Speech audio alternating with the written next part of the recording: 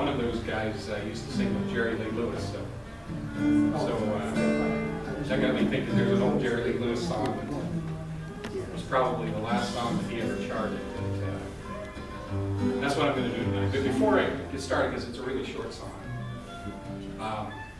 that song Lee did, I don't think Lee's still here, but it's one of my favorites. And it's based on actual historical happening in 1949 just outside Helena, Montana, down by the Missouri River. Some of you who haven't been to Montana don't realize that the Missouri River is quite big and strong, even as far away as Helena, Montana. A hotshot crew from Missoula dropped in on a fire in 1949, and it was going to be a breeze fire, but it was a perfect storm with a really wet spring, and the grass grew like crazy, and then it got hot as the day, the Dickens throughout the summer, and it touched this off. They dropped down far enough away from the fire, and they went down the hill, and then it jumped the gulch and started up after it. And they immediately retreated, and the fire was coming up even faster. And they started to run, and they started dropping all of their stuff, the shovels, and just trying to run, trying to make that ridge. And at one point in time, the crew chief, who was this Dodge guy that Lee talks about in the hospital bed, this was years afterwards, he died fairly young. He was the old man of the crew. He was 33 years old. Most of the kids were teenagers. One of them had been a vet and had survived the Bataan Death March in the Philippines during World War II. Anyway, they were trying to make it up the ridge, and at one point in time, the crew chief Dodge decided that they just weren't going to make it. And so he stopped everybody, and he knelt down, and he lit a match, and he started a fire of his own about halfway up the mountainside. And then he said, "Follow me, boys."